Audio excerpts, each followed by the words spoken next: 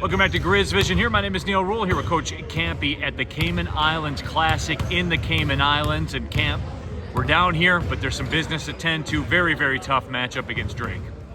Yeah, I mean, I think that probably our fans don't realize how good Drake is. I think that, right now with who we've played, Illinois and Ohio State, I would say if Drake played Ohio State or Illinois on a neutral court, it'd probably be a pick 'em. I would say they'd probably be favored against Ohio State and probably be a pick 'em against Illinois. That's how good they are. They've got a pro, the coach's son. They're talking fringe lottery, first round draft choice. He's averaging 28 or 7 a game. He's 6'7", and he shoots it like Goki, but he's 6'7", not 6'3". So, he's one. We've got a real challenge on our. It'd be interesting to see. Our zone's been really good against the competition we've played, 2 Big Ten teams, and on that team, we're holding teams to 26% from the three. For us to win the game, that number's going to have to be a consistent tomorrow. What's I guess the theory? What are you guys looking to do against him? Because as you talked about, he's 29 points a game, and he was the freshman of the year. He's the player of the year last year in the Missouri Valley. How do you handle that when you're going against such a good player? Well, we've had a lot of chances over the years with, the kid from Detroit.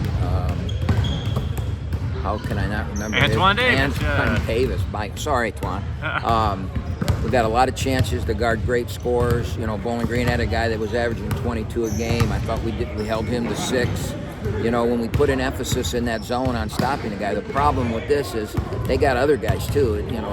He's not the Lone Ranger out there. They got some guys that can really shoot. They got a post that's real, 285 pounds. They're just a really good basketball team. We're not going to shut him out. We're not going to hold him to 6 or 8 points, and we know that. But we've got to limit his looks, make his looks tough, and then we got to get his misses. The big thing with a team that shoots threes well is you have to get their misses, because the easiest three there is an offensive rebound kick out where you're stepping into it without defense.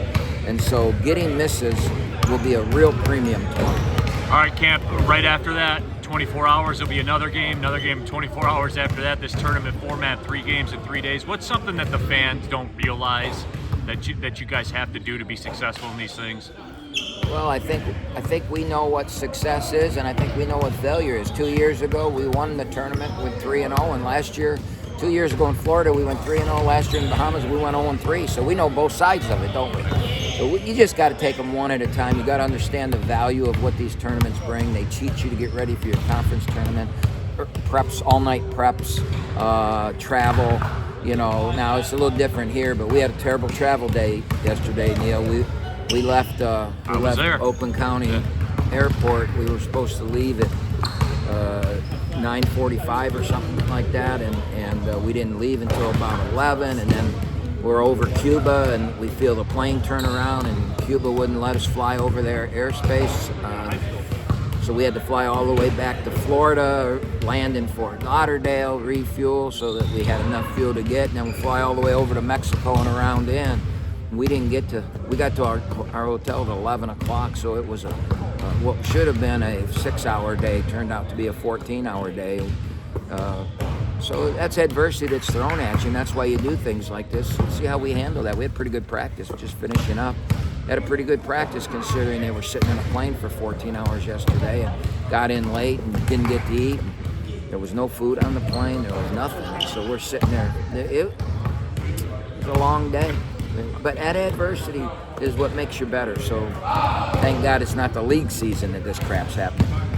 Camp, one last one for you here. In the Cayman Islands, are you more of a beach guy or more of a pool guy? Not that there's a lot of time for that stuff, but just in general. Well, 30-some years ago, I came to the Cayman Islands, and this is one of the coolest places in the world that I've been to. But you know what? I'm not going to experience that. I will say this. Last night, we got in so late, and I got to my room, and I went out to the pool, and they hadn't closed the pool, but there was a hot tub, and there was no one out there. about 12:30, 1 o'clock in the morning. There was nobody out there. And so I got a nice big cigar. I mean, it was a nice big cigar. I went and sat in that hot tub, spent an hour there looking over the ocean from the hot tub, smoking a cigar, thinking this is pretty nice. And now we'll go to work the rest of the week. There won't be any more of that. All right, Camp, thanks for the time.